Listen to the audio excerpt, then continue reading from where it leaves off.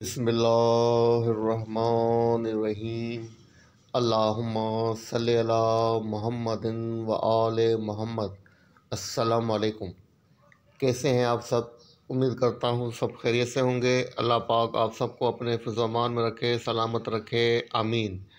जनाब, आज की डेट है 6 फरवरी, डे है संडे। इस पर रूटीन मार्केट का डेली व्यू अपना आपके साथ शेयर करने वाला हूँ, जो कि होगा 7 फरवरी मंडे के लिए। शुरुआत करते हैं जनाब मार्केट की समरी से। इंडेक्स ने अपनी जो लास्ट क्लोजिंग एडजस्ट की है फ्राइडे को 45,909 के ऊपर की है। इंडेक्स से जो पॉइंट्स गेन किए हैं 46.72 पॉइंट गेन किए हैं, जो कि बनता है 0.10%। इंडेक्स के अंदर जो वॉल्यूम जनरेट हुए हैं 82.11 मिलियंस के वॉल्यूम जनरेट हुए हैं, जो कि प्रीवियस डेज की बनस्बत लोअर है। और अपने 5 डेज़ का जो एवरेज वॉल्यूम बनता है 107.73 मिलियन, उसके बिलो है।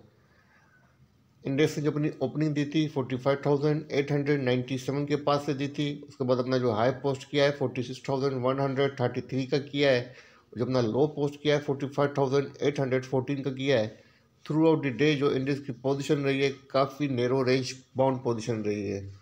कंपनीज़ की बात करें 37 कंपनीज अप रही हैं, डाउन 55 रही हैं, अनचेंज 8 कंपनीज रही हैं।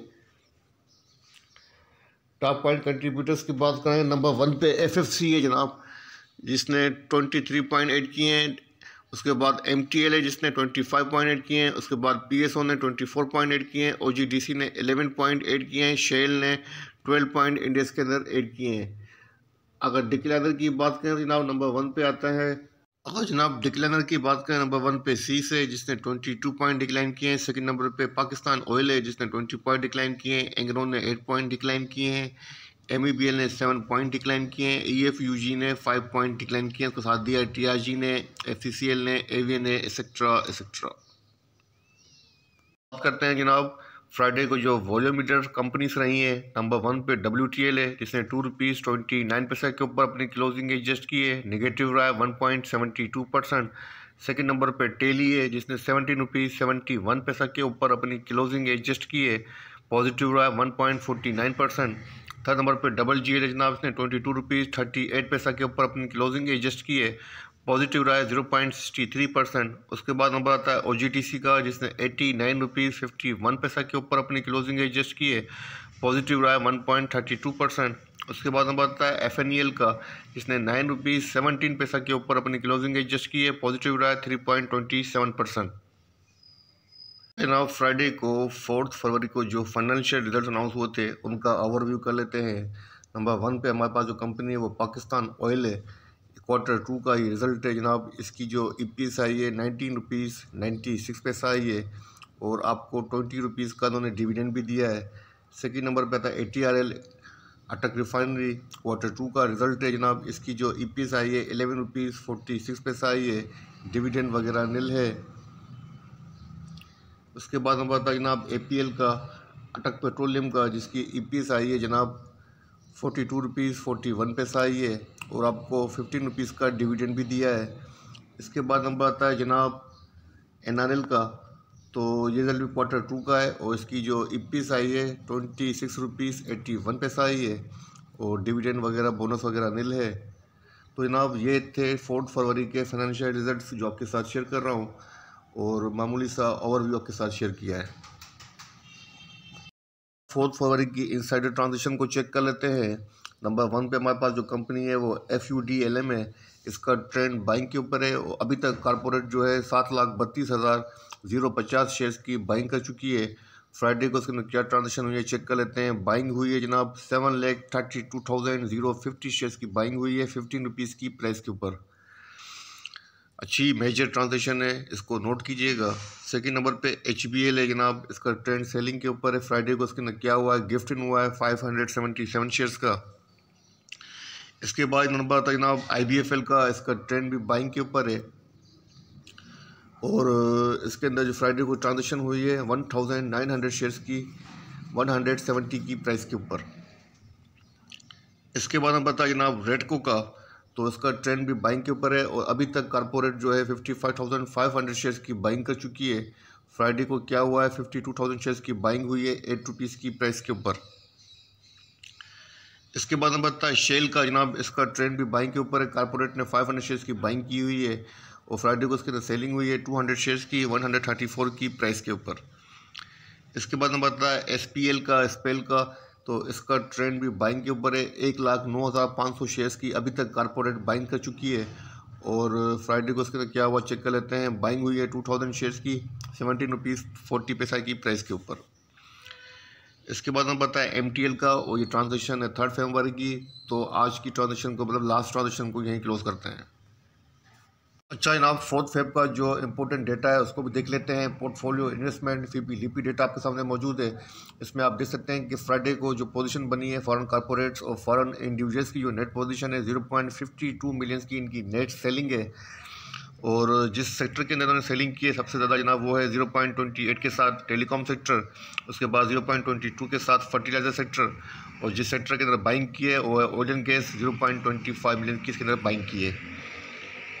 इसके बाद चेक कर लेते हैं जनाब लोकल डेटा को, तो लोकल डेटा में नंबर 1 पे आते हैं। इंडिविजुअल की नेट पोजीशन बाइंग के ऊपर है 2.42 मिलियन की इनकी नेट बाइंग है। और जिस सेक्टर के अंदर अच्छी बाइंग की है वो है ऑयल एंड गैस 1.45 मिलियन की बाइंग की है।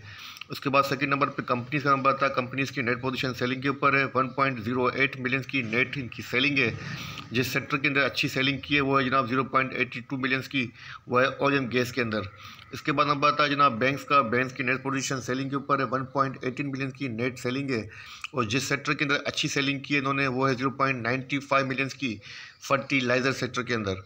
इसके बाद नंबर आता है म्यूचुअल फंड का। म्यूचुअल फंड की नेट पोजीशन सेलिंग के ऊपर है 1.06 मिलियन की इनकी नेट सेलिंग है। जिस सेक्टर के अंदर इन्होंने अच्छी सेलिंग की है जनाब वो है 0.78 मिलियन की, वो है ऑयल एंड गैस के अंदर।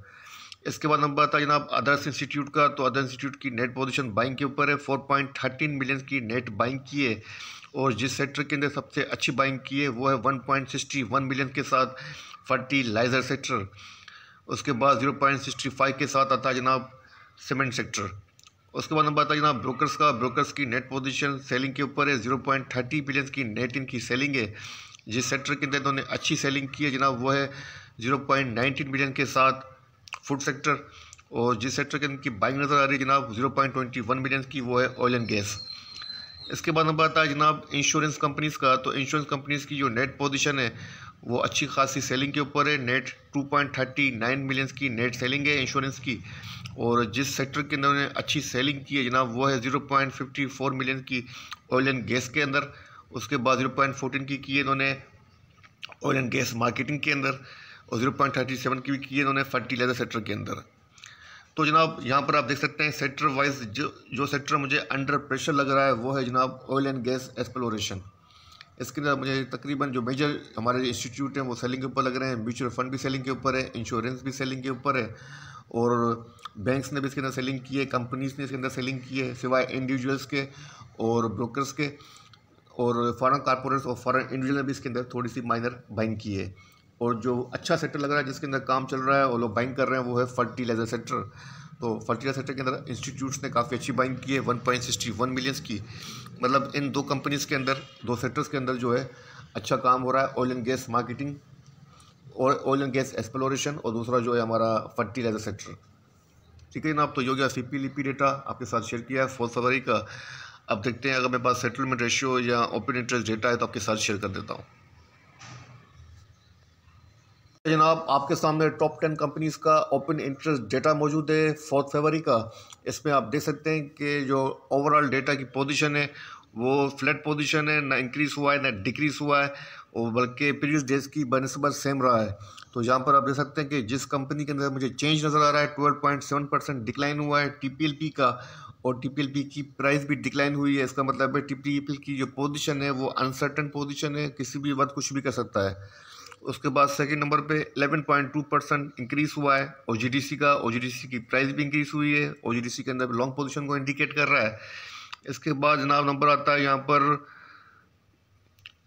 2.7% PSO का इंक्रीज़ हुआ है। PSO की प्राइस भी इंक्रीज़ हुई है, तो लॉन्ग पोजीशन को इंडिकेट कर रहा है। उसके बाद डिक्लाइन हुआ है नेट सोल का -2.5%, और प्राइस भी डिक्लाइन हुई है। इसका मतलब अनसर्टन पोजीशन है। तो अभी तक जो है जो डेटा की पोजीशन है वो फ्लैट पोजीशन है, इसलिए कुछ इंडिकेशन नहीं हो पाएगी। ओवरऑल पोजीशन फ्लैट पोजीशन है। ठीक है जनाब, ये था फिपीलीपी डेटा और ओपन इंटरेस्ट डेटा आपके साथ शेयर कर दिया है। सेटलमेंट रेशियो में बात मौजूद नहीं है, उसके लिए माजरत है। अब चलते हैं डायरेक्ट हमारे चार्ट की तरफ। अब आपके सामने इंडेक्स का डेली चार्ट ओपन है और डेली चार्ट के ऊपर जो कैंडलस्टिक बन रही है वो स्पिनिंग टॉप कैंडलस्टिक बन रही है और जो पैटर्न बन रहा है वो हरामी बुलिश पैटर्न बन रहा है।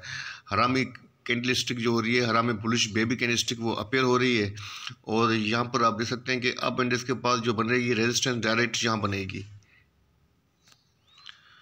46,181 की फर्स्ट रेजिस्टेंस है।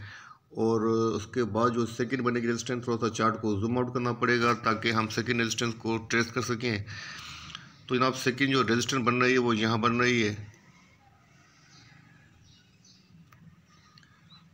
अब तकरीबन जो है फर्स्ट तो यही बनेगी 46,155 से लेके 160 के अराउंड, और जो सेकंड बन रही है रेजिस्टेंस जनाब वो यहाँ बन रही है 46,463 के अराउंड। आप राउंड फिगर ले लें, 46,400 के अराउंड जो है इंडेक्स के पास सेकंड रेजिस्टेंस है और फर्स्ट रेजिस्टेंस 46,166 के अराउंड है। और अगर हम सपोर्ट की बात करें तो जनाब इंडेक्स के पास जो सपोर्ट बनेगी फर्स्ट वो यहाँ बन रही है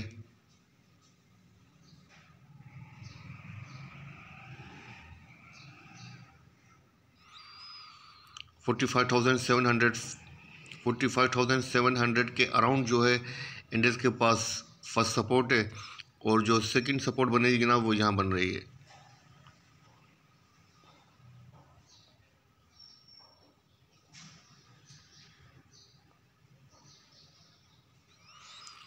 45,400 के अराउंड। 45,400 के अराउंड इंडेक्स के पास सेकंड सपोर्ट है। बाकी ओवरऑल जो पोजीशन है वो बुल को फेवर कर रही है, रिकवरी को फेवर कर रही है। कैंडलस्टिक पैटर्न भी जो है वो फेवर कर रहा है, लेकिन हरामी बुलिश पैटर्न को कंफर्मेशन के लिए कल की कैंडलस्टिक का वेट करना चाहिए। और आप यहाँ पर देख सकते हैं अपने 9 डेज़ का जो मूविंग एवरेज बनता है 45,438 उसके अबाउट ट्रेड कर रहा है, मतलब अच्छी पोजीशन के अंदर है। और कोई कैंडलस्टिक पैटर्न जो है डाउनवर्ड को इंडिकेशन नहीं दे रहा है। वॉल्यूम के अंदर डिक्लाइन है, वॉल्यूम्स के अलावा हर चीज़ बेहतर नज़र आ रही है। RSI MACD को चेक कर लेते हैं। RSI 61 है, RSI मैनेज है, अच्छी RSI है डेली बेसिस के ऊपर। MACD की डाइवर्जेंसेस भी पॉजिटिव है, बुलिश क्रॉसओवर अभी तक बरकरार है। तो मतलब डेली चार्ट के ऊपर अभी तक अच्छी पोजीशन है और कोई वीकनेस होती हुई नज़र नहीं आ रही है। जब तक कोई कैंडलस्टिक ऐसी अपीयर नहीं होती है, नेगेटिव पैटर्न नहीं बनता है, हम नेगेटिव मूव नहीं करेंगे और हमें बाय ऑन डिप के ऊपर ही रहना है और अपनी पोजीशन नेक्स्ट वीक तक के लिए भी होल्ड करनी है। जो रेजिस्टेंसेस हैं उनका ख्याल करना है। अगर रेजिस्टेंस पे आप रजिस्ट्रेशन को फेस करते हुए देखें तो फिर वहाँ पर आपको अपनी पोजीशन थोड़ी सी जो है हल्की करनी चाहिए और सेल करना चाहिए। लेकिन आप देख रहे हैं कि रेजिस्टेंस के ऊपर मैनेज हो रहा है और अपनी जो रेजिस्टेंस है उनको मैनेज करता हुआ सस्टेन करता हुआ ऊपर जा रहा है, तो आपको अपनी पोजीशन होल्ड करनी चाहिए। इंडेक्स के साथ मूव कीजिएगा, ट्रेंड के अगेंस्ट मत जाइएगा। जिस तरफ इंडेक्स जाए उस तरफ आप मूव कीजिएगा। ठीक है जनाब, तो ये था इंडेक्स का छोटा सा व्यू और कुछ ज़्यादा बात करने की ज़रूरत नहीं है, आपके साथ काम की बात कर ली है। और अब नेक्स्ट वीडियो के साथ आपके साथ मैं कुछ स्टॉक डिस्कस करूँगा, लेकिन वो स्टॉक डिस्कस करूँगा जिनके पब्लिक काम करती है, जो कि वॉल्यूम लीडर्स रहते हैं, उनको सिलेक्ट करूँगा, उनके साथ डिस्कस करूँगा।